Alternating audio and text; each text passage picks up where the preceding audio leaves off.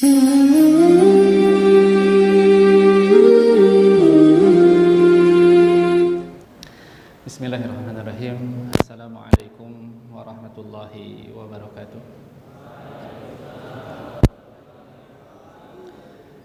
Innal hamdalillah nahmaduhu wa nasta'inuhu wa nastaghfiruh wa na'udzu billahi min shururi anfusina wa min sayyiati a'malina. Man yahdihillahu fala mudilla lahu wa man yudlil fala hadiyalah.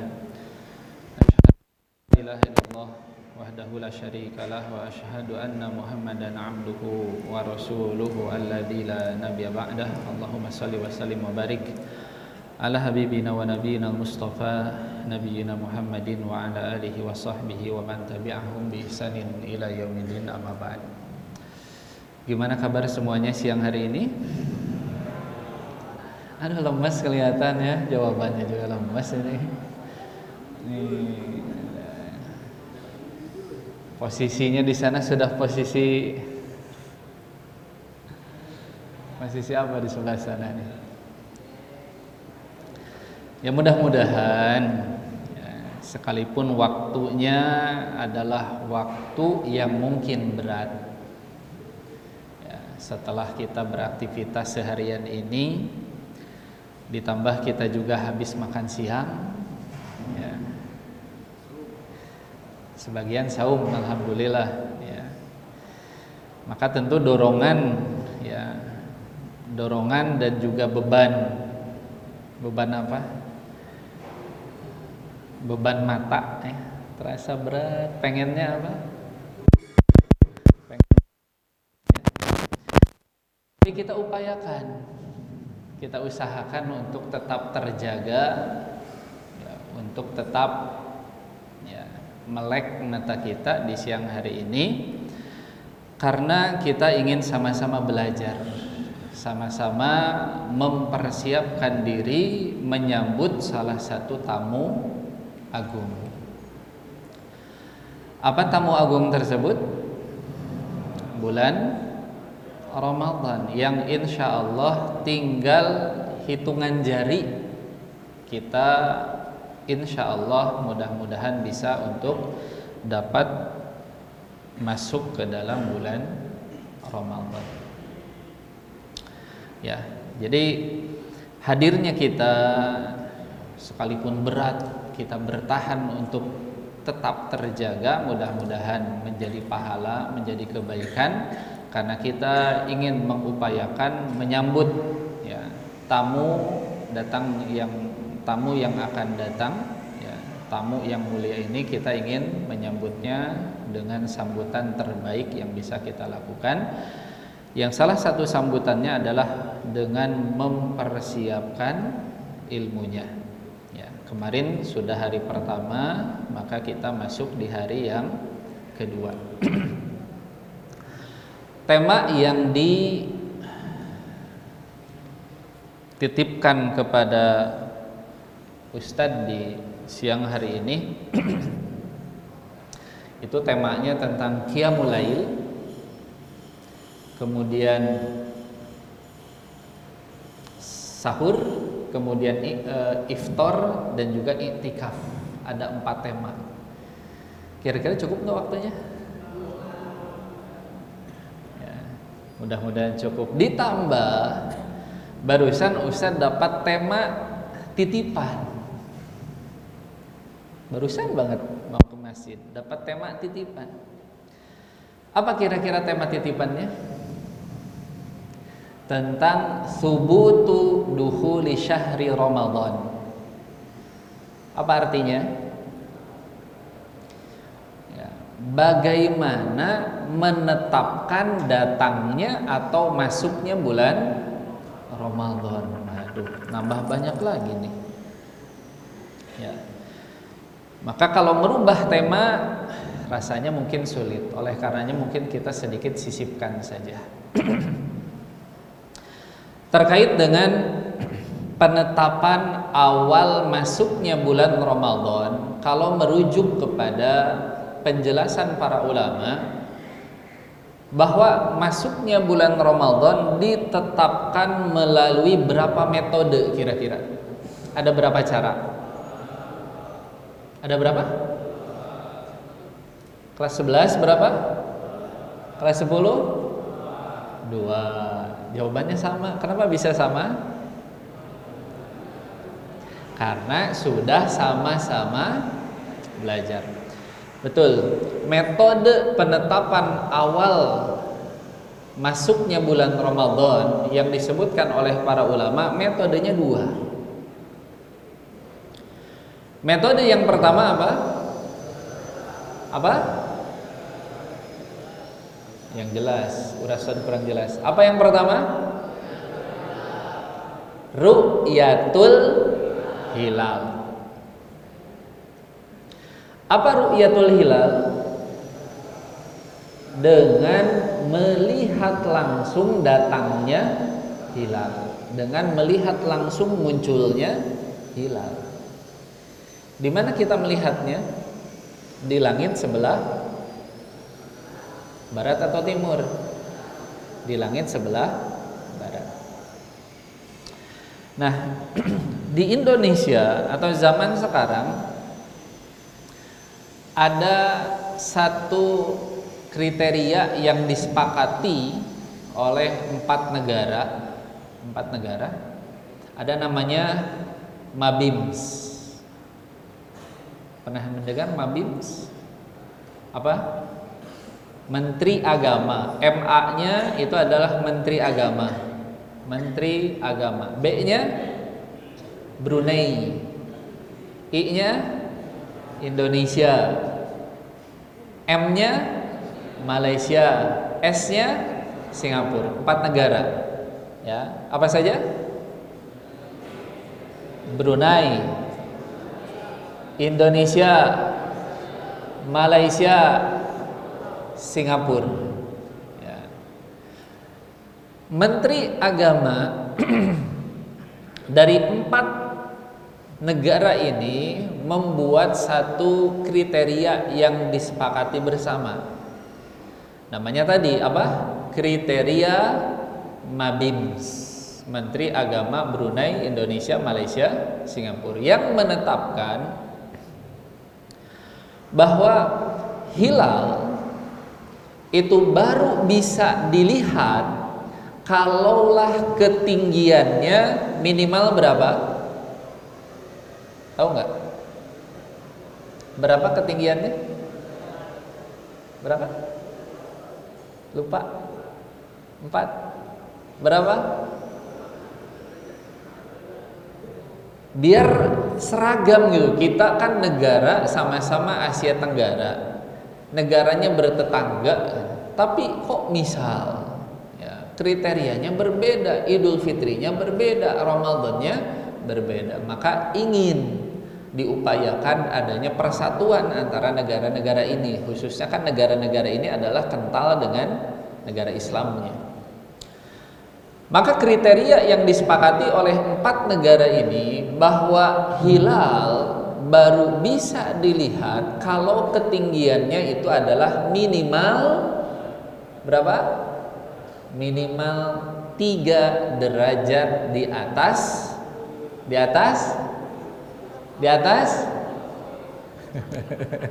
atas langit. Kalau di atas langit apa dong namanya? 3 derajat di atas ufuk. Ufuk itu apa? Ufuk itu apa sih? Ufuk itu adalah garis imajiner, ya. Garis imajiner yang menjadi batas titik temu antara bumi dengan langit. Jadi kalau bahasa kitanya apa? Horizon, garis horizon. Jadi 3 derajat di atas ufuk itu biasanya hilal baru bisa dilihat. Sehingga kalau kemudian ada orang yang menggunakan perhitungan astronomis, pakai hisab nih, yang dengan hisab diketahui ternyata hilal sudah ada. Hilal sudah ada. Tapi kalau ketinggian hilalnya kurang dari 3 derajat, bisa dilihat atau tidak? Tidak. Konsekuensinya apa? Konsekuensinya apa? Berarti belum masuk bulan baru, belum masuk bulan Ramadan. Itu kriteria dari apa? Dari Mabims. Tapi selain kriteria Mabims, ada juga kriteria WH yang digagas oleh organisasi yang namanya apa? Muhammadiyah. Apa WH itu? Apa WH? Wujudul hilal. Makanya antum harus bedakan, ada ruqyatul hilal, ada wujudul hilal. Ru'yatul hilal apa tadi? Hilalnya harus bisa dilihat oleh mata langsung. Sementara wujudul hilal, yang penting hilal itu sudah nampak, sudah ada di atas apa tadi? Di atas ufuk. Ketinggiannya berapa? Berapapun, selama dia sudah di atas ufuk, maka hilal dianggap sudah ada. Kalau hilal dianggap sudah ada, tandanya apa? Sudah masuk. Itulah penyebab kenapa di Indonesia bulan Ramadan dan juga Idul Fitri seringkali berbeda. Kenapa? Simpulkan. Kenapa? Nah, tadi Ustaz nanya dulu di kelas gitu. Apa masukan dari antum biar kegiatan siang hari ini antum bisa antusias gitu. Jawaban dari antum tadi apa? Ustaz, coba kegiatannya interaktif gitu. Kalau satu arah cenderung, nah, maka Ustaz coba biar antum interaktif ya. Kelas mana tadi ya? Ya. Coba Ustaz ingin tahu jawaban dari antum. Kenapa di Indonesia muncul perbedaan penetapan awal Ramadan dan juga penetapan awal Lebaran, termasuk kadang-kadang Idul Adha? Alasannya apa? Alasannya apa? Beda apa? Kurang keras. Beda apa? Beda mazhab. Beda apa? Beda apa? Metode.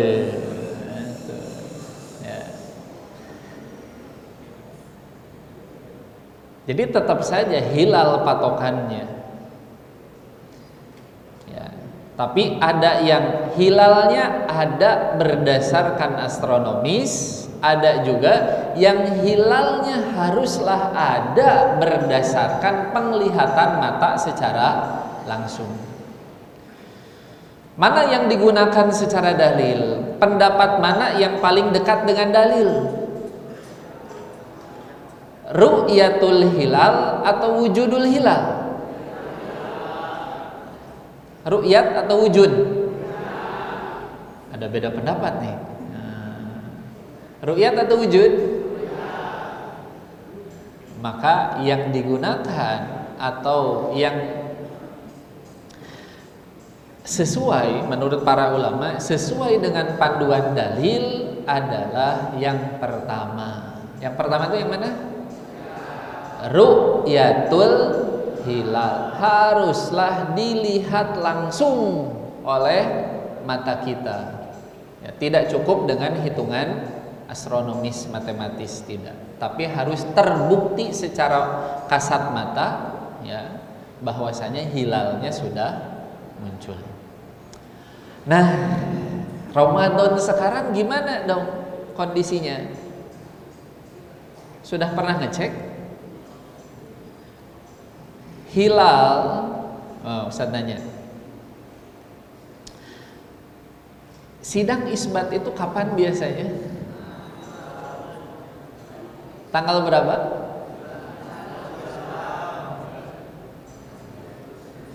Dua 28, 29. Ustaz tanya kalau begitu, sidang isbat malam ini atau besok malam? Malam ini atau besok malam? Karena ada ya yang masih belum tepat memahaminya. Tadi Ustaz ketemu dengan 2 orang ya, yang meyakini bahwasanya sidang isbat itu malam ini, sehingga puasa atau awal Ramadan itu antara besok atau Sabtu.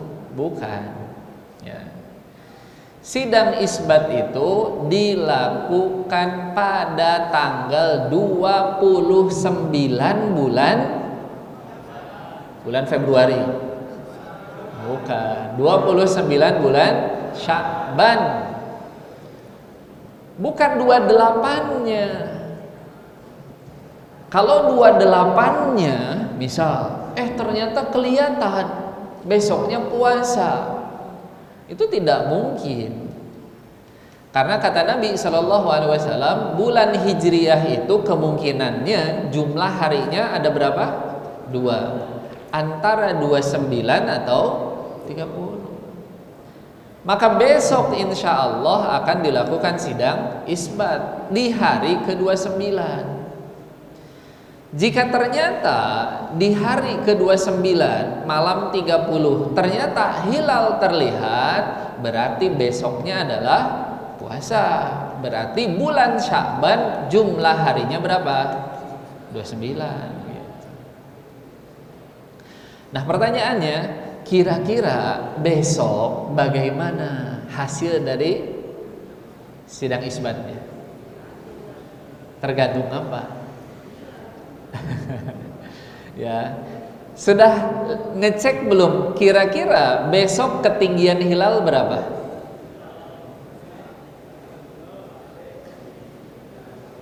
Belum. Tapi kira-kira sudah ada nggak hitung-hitungannya? Sudah. Ya, sudah ada hitung-hitungannya. Hitungannya gimana? Bahwa di Indonesia besok ketinggian hilal berkisar antara 3 berapa? 3,5 sampai 4,7. 3,5 sampai 4,7. 4,7 di mana? 4,7 di Aceh. Di Surabaya 3, sekian. Ya. Jadi secara kriteria Mabims masuk enggak? Masuk. Karena Mabims itu berapa tadi? 3. Ini berapa? 3,5 sampai 4,7. Masuk. Tapi ini angka yang tipis. 3,5 itu pas-pasan. Sehingga katanya ada kemungkinan hilal apa? Tidak terlihat. Karena pas-pasan 3,5, kecuali kalau Aceh 4,7 lumayan itu. Ya. Tapi dengan kondisi yang relatif, meskipun di atas standar, tapi ketinggiannya masih dibilang rendah. Ya. Konsekuensinya bahwasanya ada kemungkinan bahwasanya hilal apa? Tidak mampu dilihat. Tapi hilalnya ada enggak? Ada. Berarti menurut ketentuan rukyatul hilal, karena misalkan besok mendung ya, se-Indonesia misalkan mendung dari Sabang sampai Merauke. Begitu hisab enggak kelihatan tuh. Begitu ruqyah nggak kelihatan. Berarti apa yang ditetapkan? Apa hasil ketetapannya? Kalau hilal tidak terlihat, maka masuk kepada penetapan awal Ramadan dengan metode yang kedua. Metode kedua apa tadi? Dengan menggenapkan bilangan Sya'ban menjadi berapa? 30 hari. Berarti katanya kemungkinan besar pemerintah Indonesia kalau ternyata hilal tidak bisa dilihat, berarti kemungkinan kita awal puasa kapan? Ahad. Kalau tidak terlihat. Tapi tadi hilalnya sudah ada belum? Sudah. Ada kelompok yang mengatakan selama hilal sudah ada maka Ramadan sudah masuk. Siapa tadi? Muhammadiyah. Maka kemungkinannya apa? Muhammadiyah hari Sabtu, pemerintah hari Ahad. Kalau sekiranya di waktu ru'yat besok dalam proses penetapan sidang isbat hasilnya ternyata apa? Hilal tidak bisa dilihat. Ada kemungkinan itu. Tapi sekarang itu ada yang namanya KHGT. Apa tuh KHGT? Udah macam-macam lagi. KHGT itu bukan kombuan ya. KHGT itu adalah kalender hijriyah global tunggal. Apa bisa ngulang? Disingkat jadi kalender hijriyah global tunggal. Itu sudah dirumuskan dari tahun 1970-an. Jadi ingin bahwasanya satu dunia ini kalender hijriyahnya sama. Begitu terlihat di satu negara hilal, maka sedunia bareng puasa. Itu KHGT, kalender hijriyah global tunggal. Tapi itu baru akan direalisasikan ketika ketemu antara metode lama dengan KHGT. Kapan ketemunya? 1 abad lagi. Jadi kalau mau diaplikasikan ya, katanya kapan? 1 abad lagi ya. Jadi ini adalah bagian daripada mengupayakan agar umat itu bersatu. Tapi masalahnya sebenarnya dari dulu juga negara-negara lain dalam proses penetapan awal Ramadan itu sama. Ya. Dalam artian begini, apakah ormas keislaman itu hanya ada di Indonesia? Di negara lain ada nggak sih ormas? Di Malaysia ada ormas nggak? Atau negara yang mirip dengan Indonesia secara kultur agamanya? Negara apa? Negara Mesir. Di Mesir ada ormas nggak? Ada, banyak.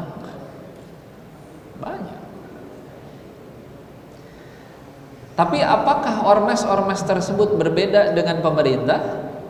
Tidak. Ustaz pernah menemukan tulisan seperti itu, bahwa negara lain pun ada ormas. Tapi di negara lain ormas-ormas itu tunduk dan taat terhadap pemerintah. Karena memang kewajiban kita adalah tunduk dan taat kepada pemerintah. Ya. Produk hukum kan itu banyak jenisnya ya. Kalau dalam literatur keislaman, dalam usul fikih, produk hukum itu jenisnya banyak. Ada namanya fatwa, ada namanya qadha, dan juga ada lain sebagainya. Apa bedanya fatwa dengan qadha? Pernah dengar fatwa? Pernah dengar qadha? Apa itu qadha? Mengganti ya, qadha sholat, qadha puasa gitu ya. Baik, ya beda. Fatwa itu adalah produk hukum yang dikeluarkan oleh perorangan ataupun oleh satu lembaga. Itu namanya apa? Fatwa, lembaga non pemerintah. Sementara produk hukum yang dikeluarkan oleh pemerintah itu namanya qadha. Namanya apa? Qadha. Perbedaannya apa? Perbedaannya kalau fatwa itu tidak mengikat. Fatwa itu tidak mengikat. Misal Ustadz Alif ya, punya satu permasalahan. Kemudian Ustadz Alif datang ke Ustadz bertanya. Ustadz kasih pilihan jawaban atas problem yang dihadapi oleh Ustadz Alif. Apakah Ustadz Alif wajib ngikut apa yang Ustadz kasih tahu? Tidak, karena yang Ustadz sampaikan ke Ustadz Alif itu apa? Fatwa. Ustadz Alif tidak mesti ikut saya, tidak mesti ikut Ustadz. Kalau ternyata Ustadz Alif tidak setuju atau merasa berat nih jawaban yang dikasih oleh Ustadz, maka Ustadz Alif boleh meminta fatwa kepada yang lain. Ustadz Alif datang ke Ustadz Agung. Oh ternyata jawaban Ustadz Agung lebih nyaman, lebih mudah diaplikasikannya, sehingga Ustadz Alif menggunakan jawaban yang diberikan oleh Ustadz Agung. Boleh tidak? Boleh. Itu namanya apa? Fatwa. Jadi tidak mengikat, dan kalau kita merasa belum puas boleh nyari fatwa-fatwa yang lain. Ya. Ustadz, gimana kalau kemudian orang tersebut nyari yang mudah-mudahnya saja? Oh cari aja ya. Kata Ustadz ini apa? Kata Ustadz ini apa? Kata Ustadz ini apa? Ustadz ini apa? Nanti cari siapa jawabannya yang paling mudah. Gimana kalau gitu? Ya itu mah dosanya tergantung ya, tergantung kepada satu niat ya. Makanya paling berat itu adalah ngasih fatwa. Kalau fatwanya salah kemudian dipraktekkan, yang nanggung dosanya yang ngasih fatwa. Makanya berat ya, itu fatwa. Jadi tidak mengikat. Sementara qadha itu mengikat. Aturan pemerintah itu mengikat. Oleh karenanya kewajiban kita, manakala perbedaan itu terjadi antara pemerintah dengan ormas, maka mana yang harus kita ambil, mana yang harus kita ikuti? Pemerintah. Maka kita tunggu nanti malam Sabtu apa hasil dari sidang isbat yang sudah dilakukan oleh pemerintah. Kalau ternyata pemerintah menetapkannya Sabtu, maka kita saumnya hari Sabtu. Kalau pemerintah menetapkannya Ahad, maka kita pun tetap puasanya adalah hari Ahad, tetap ikut apa yang ditetapkan oleh pemerintah. Itu sisipan dari permintaannya. Itu jam berapa ini? Setengah jam sisipannya ya. Kita masuk ke materi yang dititipkan ke Ustadz. Ustadz diminta untuk apa? Bikin PPT. Ustadz, siapkan PPT. Gitu. Udah Ustadz siapkan. Gak ada ininya ya. Ya, makanya di HP aja. Yang pertama kita akan membahas Qiyamul Lail. Dikasih judulnya Qiyamul Lail. Qiyamul Lail itu adalah nama untuk satu sholat yang ya, bisa berubah-ubah tergantung bagaimana situasi dan juga kondisi. Dalam artian gini, Ustaz, suka ada yang nanya gini, Ustaz, emang betul kalau tahajud itu harus tidur terlebih dahulu? Betul atau salah? Tahajud itu harus tidur terlebih dahulu, betul atau salah? Kalau mau tahajud sebelum tidur bisa? Bisa atau tidak? Itu kembali ke penamaan saja. Jadi hajada itu artinya bangun setelah tidur. Maksud Ustaz apa? Jadi semua sholat yang dikerjakan di malam hari itu namanya apa? Qiyamul lail. Kalau antum mengerjakannya dengan terlebih dahulu didahului oleh tidur, antum mau tidur dulu nih, habis isya tidur, nanti malam bangun. Karena antum mendahuluinya dengan tidur, maka sholat qiyamul lail antum berubah nama menjadi spesifik, namanya apa? Tahajud. Tapi dia adalah qiyamul lail juga. Kalau kemudian qiyamul lailnya dikerjakan di bulan Ramadan, namanya apa? Qiyamul Ramadan. Karena dikerjakannya santai, 4 rakaat istirahat, nyantai dulu. 4 rakaat santai dulu. 4 rakaat santai dulu, gitu. Istirahat, santai istirahat. Ya. Istirahat bahasa Arabnya apa? Roha. Maka sholat yang diiringi, diselingi dengan istirahat namanya apa? Tarawih. Jadi namanya beda, tapi ya, sholatnya adalah sholat yang sama. Itu satu. Ya, jadi qiyamul Ramadan hakikatnya adalah qiyamul lail yang dikerjakan di bulan Ramadan, disebut juga sebagai sholat tarawih.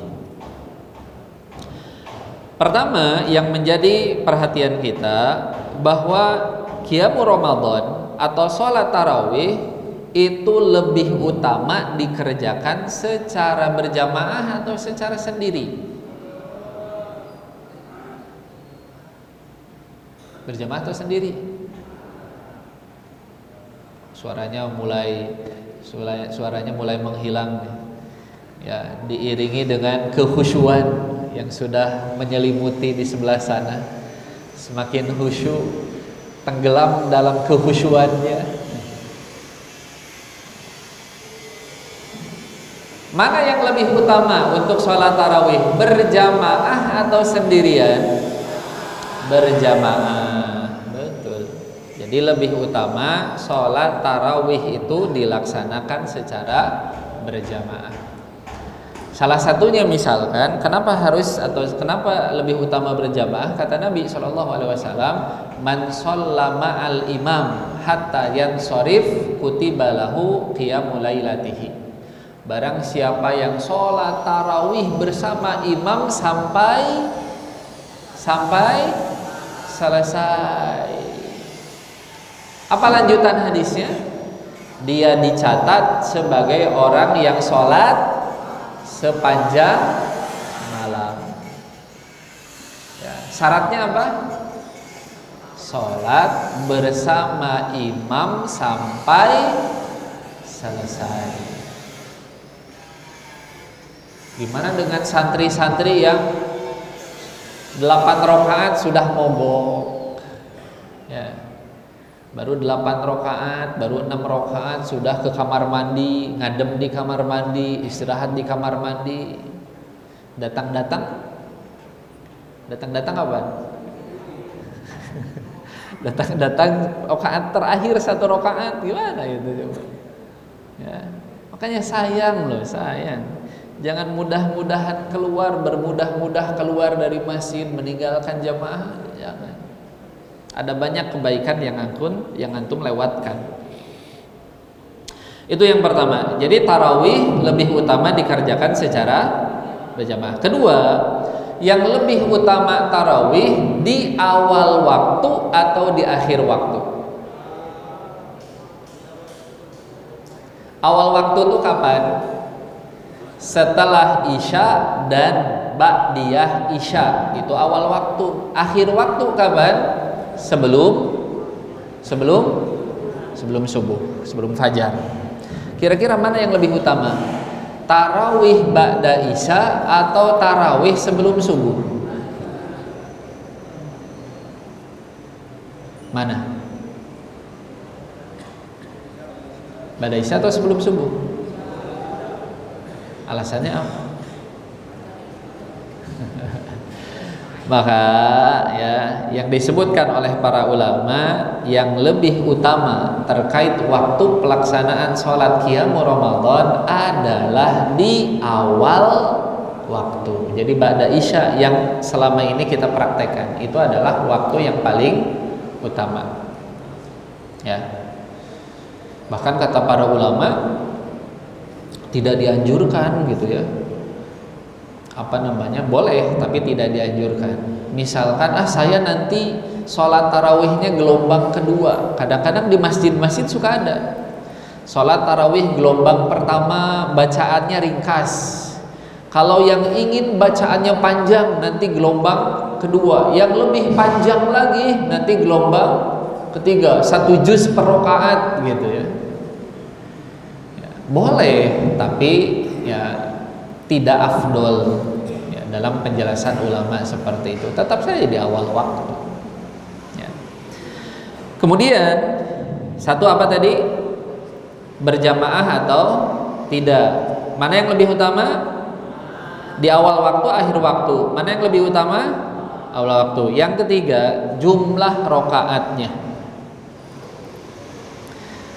Ada berapa sih jumlah rakaat sholat tarawih itu?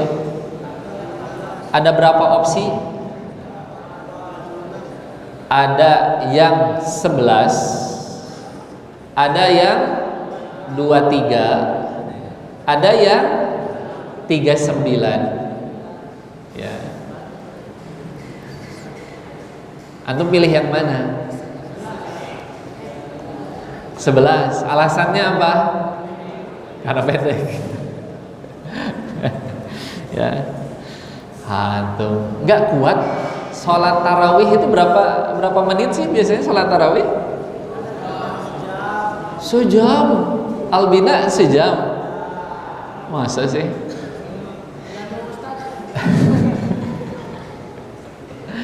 Kalau antum tidak kuat, kalau antum tidak bertahan untuk ibadah yang durasinya 1 jam, ya 1 jam aja gak kuat, gimana antum bisa tahan untuk ibadah yang masa pelaksanaannya seumur hidup?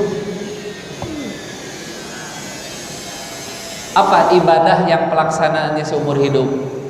Nikah. Sejam aja antum gak kuat, apalagi yang seumur hidup.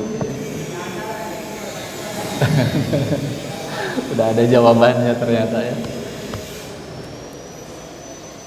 Jadi 11 atau 23 atau 39? Maka yang dari Nabi, yang disebutkan dari Nabi Shallallahu Alaihi Wasallam, sebagaimana disebutkan dari Aisyah radhiyallahu anha, bahwasanya Nabi tidak pernah lebih dari 11 rakaat, baik di Ramadan ataupun di luar Ramadan. Ya. Terus Ustaz, kenapa bisa ada 23? Kenapa bisa ada 36? Kenapa kira-kira? Kenapa kira-kira?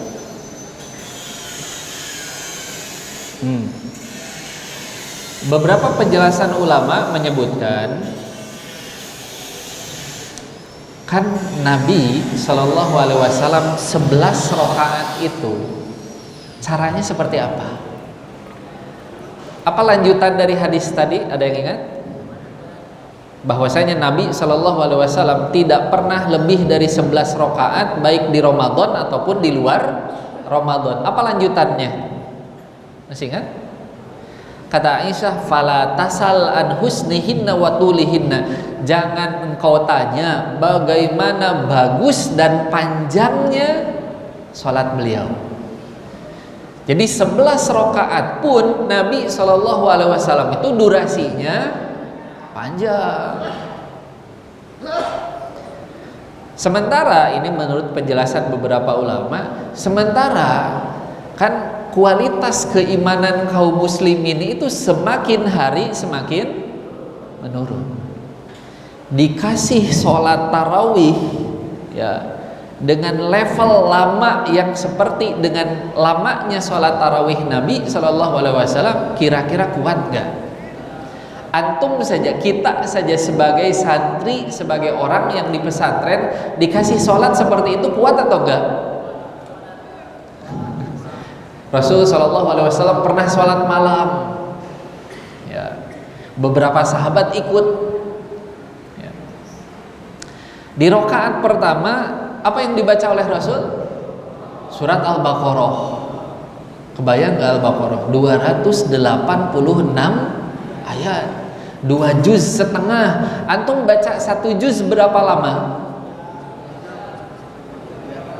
2 jam. Lama banget. Pakai bacaan hader, bacaan relatif cepat, berapa? 40 menit lah kita ambil. 2 juz setengah berarti berapa menit? Berapa jam? 1,5 jam 1 rakaat. Bayang gak? Antum biasanya 11 rakaat aja 1 jam, ini 1,5 jam 1 rakaat. Begitu sampai di ayat yang terakhir ya. Apa ayat terakhir tuh? Ya, anta maulana fansurna alal qaumil kafirin. Sahabat udah seneng, alhamdulillah akhirnya ruku juga gitu. Ternyata apa? Rasul lanjut dengan membaca surat Ali Imran. Ali Imran berapa ayat? 200. Begitu sampai di ayat 200, mana yang hafal Ali Imran? Apa ayat terakhir Ali Imran? Ya ayyuhalladzina amanu isbiru wasabiru warabitu. Ya. Begitu sampai di situ sahabat udah seneng nih. Akhirnya ruku juga. Ternyata apa?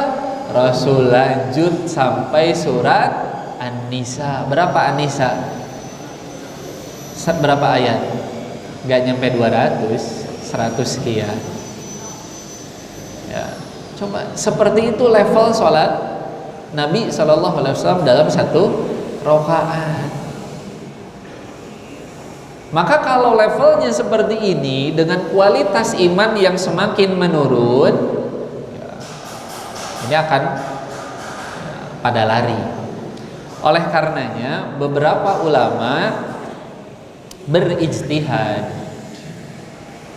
kita kurangi lama bacaannya, kita kurangi lama berdirinya, tapi sebagai gantinya apa? Ditambah jumlah rokaatnya. Kebayang nggak? 1 rokaatnya jadi ringkas, tapi sebagai gantinya jumlah rokaatnya menjadi banyak. Emang boleh Ustaz seperti itu? Emang boleh seperti itu? Nambah-nambah rokaat? Para ulama mengatakan, kan Nabi SAW dalam hadis mengatakan sholatul laili mathna mathna, sholat malam itu 2 rakaat 2 rakaat. Apakah dalam hadis ini Rasul SAW membatasi jumlahnya? Tidak. Makanya dari sini para ulama mengatakan boleh ditambah gitu, karena Nabi tidak membatasi jumlahnya. Makanya ditambahlah, ada yang menambahkan sampai 20, ditambah witir jadi berapa? 23. Terus gimana itu yang jadi 36? 36 itu dari apa yang Ustadz pernah baca, itu pertama muncul di Madinah. ya, di Madinah.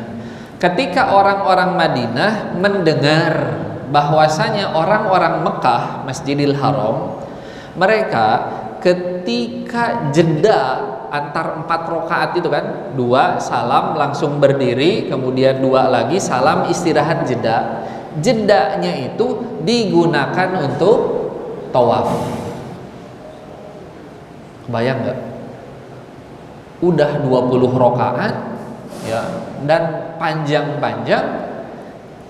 Waktu istirahatnya bukan untuk duduk-duduk, bukan untuk meluruskan lutut ya, mukul-mukulin kaki biar nggak pegel, tapi malah digunakan untuk tawaf. Orang Madinah yang mendengar ini tidak mau kalah. Ini luar biasanya kaum muslimin zaman dulu ya, tidak mau kalah dalam masalah apa?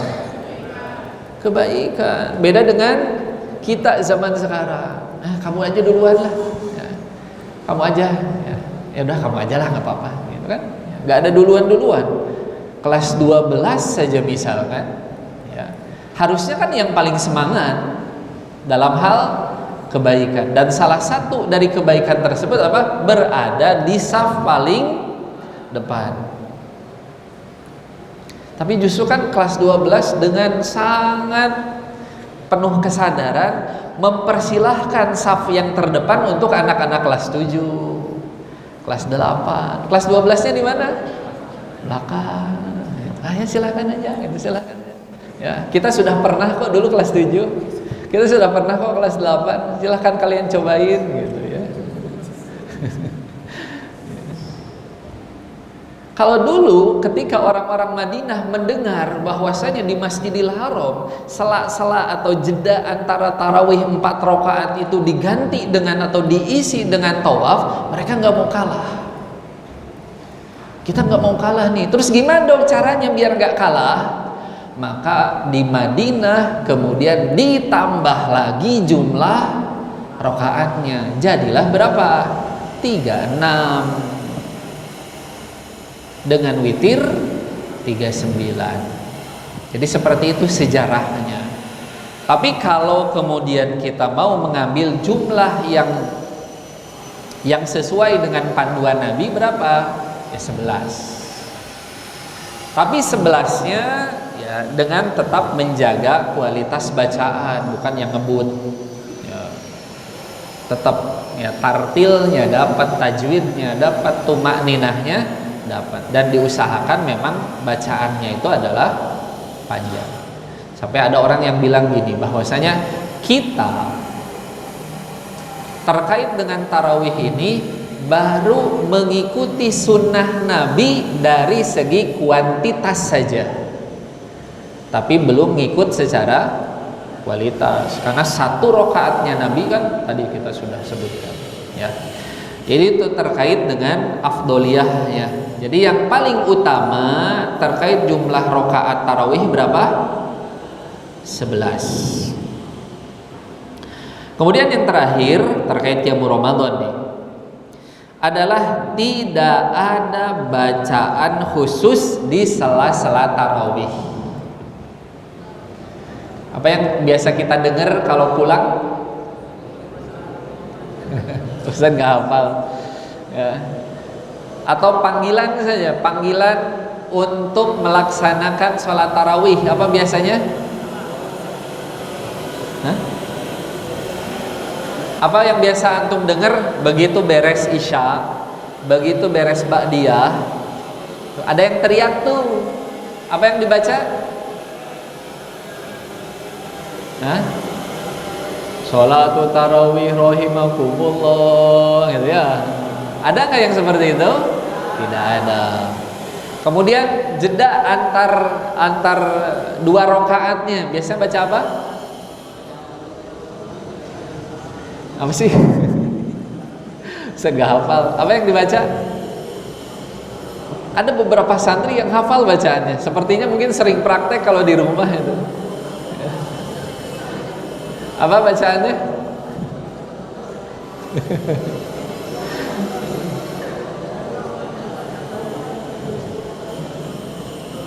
Ustaz nggak hafal. Yang jelas bacaan itu tidak ada ya. Itu terkait dengan Qiyamul Ramadan. Ustaz tidak bisa banyak-banyak karena masuk ke materi selanjutnya, yaitu sahur. Sahur, jadi dalam bahasa Arab ada sahur, ada suhur. Ya. Ada sahur pakai fathah, ada suhur pakai dhammah. Bedanya apa Ustaz? Ini sudah pernah dibahas di dalam pelajaran hadis kelas 11 dan kelas 12 pernah dapat nih. Terkait dengan wadu dengan wudu. Ada wadu, ada wudu. Masih ingat gak? Apa? Hah? Air itu apa? Pakai fathah, pakai dhammah? Fathah. Wadu itu airnya, medianya. Sementara wudu apa? Aktivitasnya. Demikian juga ini. Jadi kalau pakai fathah, sahur berarti apa? Makanannya. Sahur itu makanannya. Santap sahur, menyantap makanan. Adapun aktivitas kita makan di waktu tersebut namanya apa? Suhur. Jadi sahur itu makanannya, suhur aktivitasnya. Ya. Itu satu. Kemudian yang kedua, sahur itu hukumnya apa? Hah? Apa hukum sahur? Wajib atau sunnah? Kalau ada orang puasa tidak sahur dulu, sah atau tidak puasanya? Sah. Berarti apa dong hukum sahur? Sunnah. Ya, sunnah bukan berarti nggak usah sahur, dianjurkan. Ya. Jadi berpuasa tanpa makan sahur tidak berpengaruh pada keabsahan puasanya. Hanya saja tidak mendapatkan pahala sahur nih, karena sahur ibadah. Jadi kalau sahur dapat pahala, suhur dapat pahala. Dapat pahala dan keutamaan suhur yang disunnahkan. Apa saja sih manfaat benefit dari sahur, suhur? Kan dalam hadis apa? Tasaharu fa inna fis sahuri barokah. Dapat keberkahan nih. Badan kita lebih energik dan lain sebagainya. Selain itu apa? Sahur itu pembeda antara puasa kita dengan puasa dari agama lain. Di agama lain ada puasa? Ada. Yang membedakan puasa mereka dengan kita apa? Suhur. Ya. Dan disunnahkan untuk mengakhirkan sahur. Sahur itu apa artinya tadi? Sahar. Sahar itu waktu menjelang subuh. Jadi akhir malam itu namanya apa? Sahar. Orang saya mau sahur ya, jam 10 habis tarawih, bisa nggak? Hah? Sahurnya jam 10 habis tarawih, bisa atau tidak? Bisa nggak? Nggak bisa. Karena sahur itu tadi dari kata sahar, akhir artinya akhir malam. Ya. Makan di akhir malam namanya suhur. Akhir malam itu apa? Lewat dari jam 12. Sementara ini masih jam 10. Ya. Maka tidak disebut sebagai sahur. Tidak bisa disebut sebagai sahur. Maka sahur itu disunahkan diakhirkan. Disunahkan apa? Diakhirkan. Sebagaimana yang biasa kita lakukan ya, jam 4 gitu ya, setengah 4. Para ulama menjelaskan barang siapa yang yakin akan terbitnya fajar sodik, ia wajib imsak.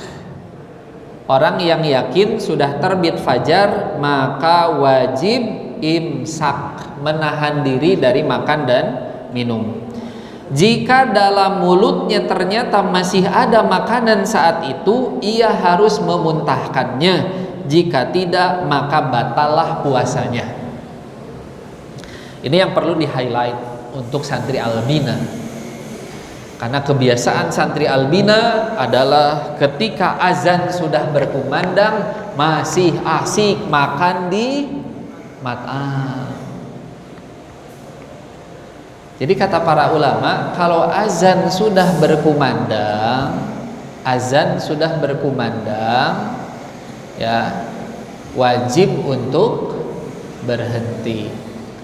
Kalau azan sudah berkumandang, antum masih ngunyah dan antum telan apa yang antum punya, maka puasa antum batal.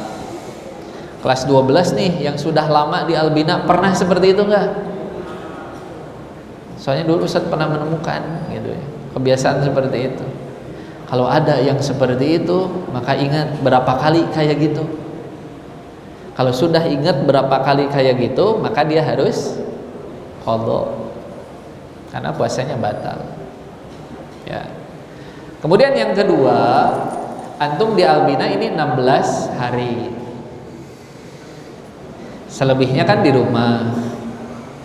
Kalau di albina yang antum gunakan sebagai standar berhenti sahur itu azan mana? Azan albina. Azan albina sekarang jam berapa? Jam 5. Kalau nanti pulang, antum pakai azan mana? Emang kedengar azan albina di rumah? Azan apa ya? Terus kalau ditanya sama orang tua, kenapa masih makan? Udah sahur, udah azan di luar. Antum jawab apa? Hah? Biasanya jawab apa? Kalau di rumah masih makan padahal udah azan sama orang tua, kenapa masih makan udah azan? Apa jawaban antum?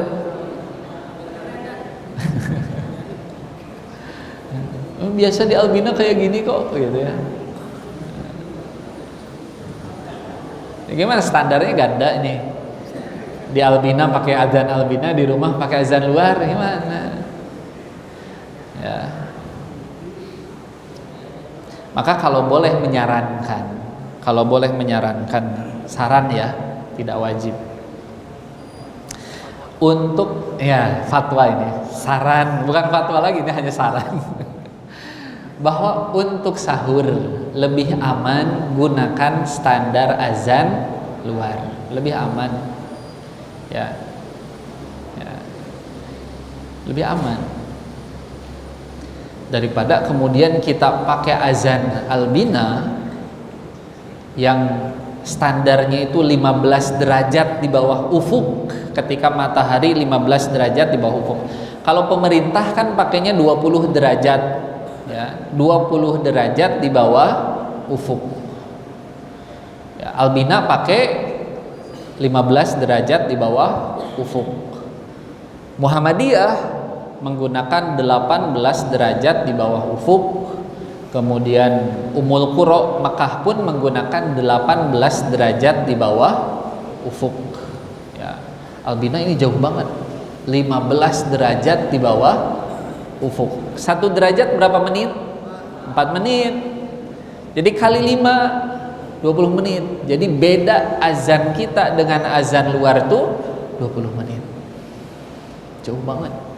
Ya. Maka khawatir Ustaz, lebih khawatir. Khawatir kalau ternyata ya Muhammadiyah itu sudah melakukan penelitian setahun. Sudah melakukan penelitian 1 tahun, ya, dikerahkan segala fasilitas yang mereka miliki. Ya, mereka punya beberapa kampus, ya, digunakan untuk meneliti masalah ini.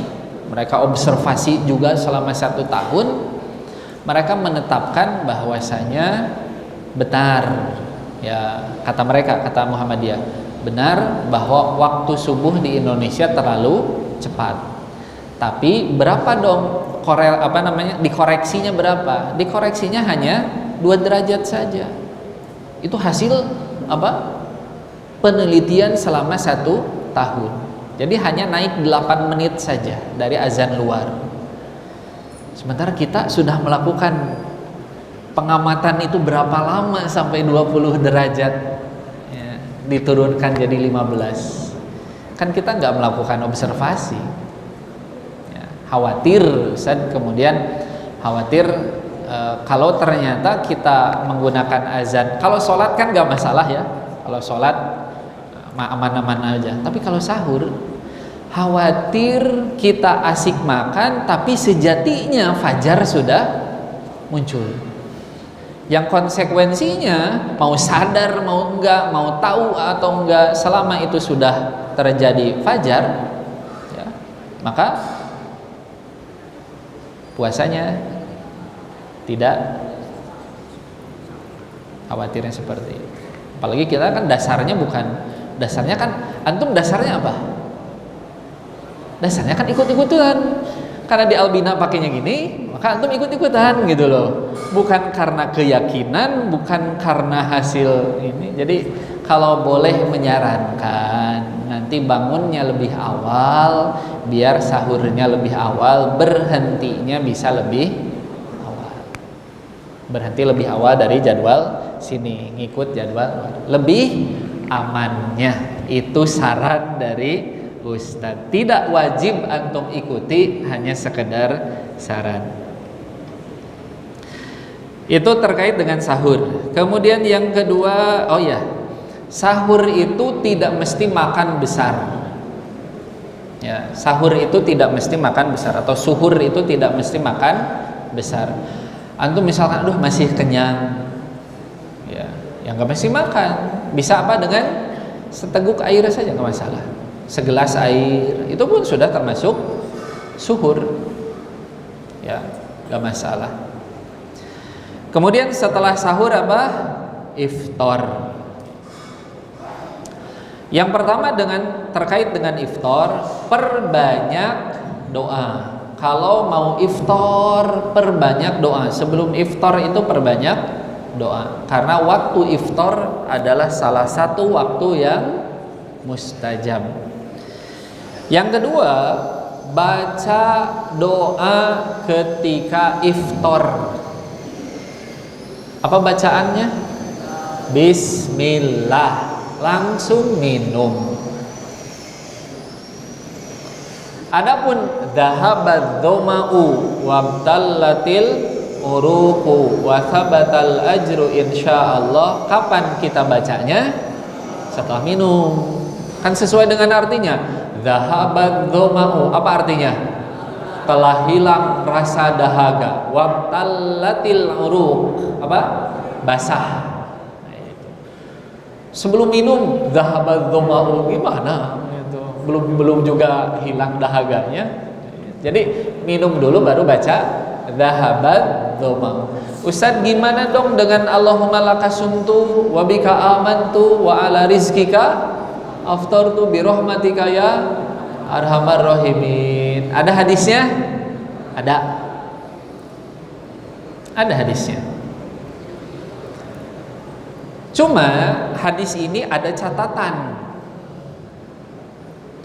Catatannya, kalau kita runut sanadnya, dalam sanadnya itu ada rawi yang namanya Muaz bin Zahrah. Muaz, ya. Kata Muaz, jadi riwayatnya itu adalah riwayat Abu Daud. Abu Daud dari gurunya dari Muaz. Ya. Annahu balaghahu anna Nabiyya sallallahu alaihi wasallam. Kata Muaz, telah sampai berita kepada saya bahwasanya Nabi sallallahu alaihi wasallam ketika berbuka beliau membaca Allahumma laka sumtu. Masalahnya di mana? Muaz ini adalah seorang tabi'in. Kelas 11 sudah ya belajar tabi'in. Apa tabi'in? Generasi setelah sahabat lah singkatnya. Ya, sudah belajar hadis doif juga itu, kelas 12 pun sudah belajar. Apa nama hadis yang seperti ini? tabi'in langsung meriwayatkan dari Nabi. Namanya apa? Mursal. Betul. Jadi hadisnya mursal, dan hadis mursal itu termasuk hadis yang dhaif. Maka doa ini jika disandarkan kepada Nabi, ya statusnya adalah dhaif. Ya, Allahumma laka sumtu. Makanya yang kita gunakan apa? Bismillah. Kita gunakan bismillah. Kemudian makanan iftar itu apa sih? Ya, kita sering mendengar berbukalah dengan yang betul atau salah? Ya, nggak bisa digeneralisir. Ya. Karena yang biasa dikonsumsi oleh Nabi Shallallahu Alaihi Wasallam ketika iftar itu disebutkan dalam hadis. Nabi Shallallahu Alaihi Wasallam ketika iftar beliau berbuka pertama kali dengan rutom. Apa rutom? Kurma basah. Kalau tidak ada rutom, maka apa yang beliau konsumsi? Tamar. Tamar apa? Kurma kering. Jadi yang biasa dikonsumsi oleh Nabi Shallallahu Alaihi Wasallam untuk berbuka bukan yang manis-manis secara umum, tapi apa? Kurma. Karena kalau kita generalisir yang manis-manis, ini apa? Es teh, kemudian apa? Nggak bisa juga. Rasul berbuka dengan kurma. Kalau ada kurma basah, nggak ada kurma kering. Nggak ada kurma basah, nggak ada kurma kering, maka Rasul Shallallahu Alaihi Wasallam berbuka mengkonsumsi apa? Air. Jadi urutannya gitu. Kurma basah, kurma kering, baru kemudian kalau tidak ada air. Sementara kita apa? Gorengan. Iftar kita adalah dengan gorengan. Ya, nanti takjil dari DKM apa Ustaz Brio? Ya. Sampai jam berapa kita? Kan azan 3:30 ya, masih ini. Baik, seseorang tidak boleh berbuka puasa ketika tidak boleh berbuka. Gak boleh makan nih, gak boleh iftar. Kalau satu, mengetahui bahwa matahari belum tenggelam, belum terbenam. Ya. Dua, sangkaan kuatnya bahwa matahari belum tenggelam. Dia ragu nih, tapi kayaknya belum terbenam. Dia maksain, gak boleh. Masih dalam keadaan bimbang, maka asalnya belum berbuka karena masih termasuk siang. Nah, yang ingin Ustadz tekankan, pertama, terkait dengan iftar, muazin itu, ya, muazin itu kan aminul ummah, ya, sosok yang memiliki tanggung jawab besar, karena dia punya beban berat, menjadi standar dari pelaksanaan ibadah. Kalau meleset saja, ya bahaya. Oleh karenanya, yang bertugas sebagai muazin, pastikan bahwasanya dia azan ketika waktu maghrib betul-betul sudah masuk. Jangan ikut-ikutan gara-gara di luar sudah azan langsung kemudian azan. Jangan, karena azan di luar kadang-kadang cepat. Ataupun misalkan antum di rumah, ya, karena di TV sudah azan, misalkan di masjid dekat rumah sudah azan, langsung saja azan, langsung aja minum. Jangan. Antum harus pastikan bahwasanya waktu maghrib betul-betul sudah masuk. Gimana Ustaz caranya? Kan sekarang sudah banyak jadwal imsakiyah. Antum lihat aja itu jadwal imsakiyah yang dirilis oleh Bimas Islam. Cocokkan dengan jam yang di HP. Karena jam yang di HP itu otomatis terstandarisasi, beda dengan jam tangan kita. Jadi kalau sudah sesuai antara jam HP dengan waktu jadwal imsakiyah itu barulah boleh untuk iftar. Kalau ternyata belum, jangan. Karena antum berbuka, antum minum semenit lagi menjelang adzan atau 30 detik lagi menjelang masuknya maghrib, maka puasa antum batal. Sayang sudah bertahan 1 hari, batal gara-gara minum 30 detik sebelum azan, 10 detik sebelum azan. Maka pastikan kalau antum makan minum berbuka itu sudah masuk waktu maghrib terakhir, karena sudah banyak tuh. Terakhir apa? Iktikaf. Ya. Iktikaf ya memang zaman sekarang relatif sulit ya untuk menemukan ya, orang-orang yang bisa beriktikaf 10 hari full ya. Banyak halangannya, banyak godaannya, godaan mudik lah, godaan kerjaan lah, dan lain sebagainya ya, sehingga tidak maksimal. Beberapa ulama mengatakan memang dari segi kualitas imannya juga sudah menurun. Tapi bukan halangan kalau kemudian antum di masa dewasa nanti sudah kerja tapi masih ingin iktikaf gitu ya. Bukan halangan untuk tidak bisa beriktikaf. Karena iktikaf secara bahasa artinya adalah al-mukthu fil masjid atau al-iqamatu fil masjid. Apa artinya? Berdiam di masjid. Maka antum sekarang ini secara bahasa sudah atau sedang melakukan iktikaf. Ya. Maka yang paling penting adalah niatkan ketika masuk masjid, niatkan keberadaan antum di masjid itu sebagai iktikaf. Karena mayoritas ulama mengatakan batasan minimal iktikaf itu berapa? Lahdhotan. Lahdhoh itu apa? Sebentar saja.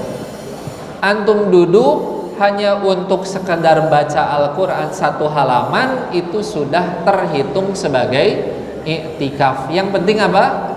Niat. Antum masuk masjid, niatkan bahwa selama saya berada di masjid ini saya mau iktikaf. Kemudian hendaknya ketika beriktikaf seseorang menyibukkan diri dengan melakukan ketaatan, zikir, berdoa, bersolawat, mengaji, membaca hadis, dan dimakruhkan menyibukkan diri dengan perkataan dan perbuatan yang tidak bermanfaat. Jangan datang ke masjid ya, bawa HP misalkan di rumah, kan nanti antum 30 di rumahnya banyak ya. Ke masjid bawa HP, iktikaf judulnya. Ya, tapi di masjid malah TikTokan. Di masjid bikin story. Bukan gitu. Ya. Maka yang penting iktikaf itu antum masuk masjid dan niatkan bahwa selama saya berada di masjid, saya ini sedang beriktikaf. Itu minimalnya. Maksimalnya tentu adalah 10 hari terakhir bulan Ramadan. Itu maksimalnya. Itu mungkin singkat ya, pembekalan terkait dengan tarawih, pembekalan terkait dengan suhur, pembekalan terkait dengan iftar, dan juga pembekalan selintas pembekalan terkait dengan iktikaf.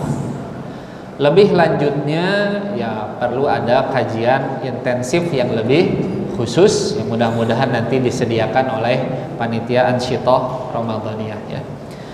Ini apa? Oh ya, siap. Masih 7 menit lagi. Baik, kita cukupkan sampai di sini.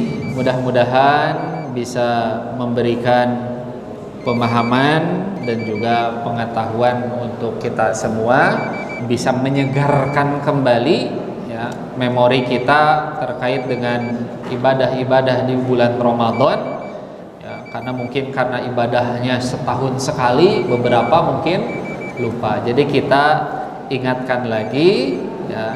Mudah-mudahan ini bisa menjadi pengingat, menjadi bekal baik untuk ustadz sendiri terutama dan juga umumnya untuk hadirin semuanya. Semoga bisa bermanfaat. Yang benar mutlak datangnya dari Allah dan yang salah dari keterbatasan ilmu yang Ustaz miliki. Ustaz akhiri dengan doa kafaratul majlis. Subhanaka Allahumma wa bihamdika asyhadu an la ilaha illa anta astaghfiruka wa atubu ilaika walhamdulillahi rabbil alamin. Wassalamualaikum warahmatullahi wabarakatuh.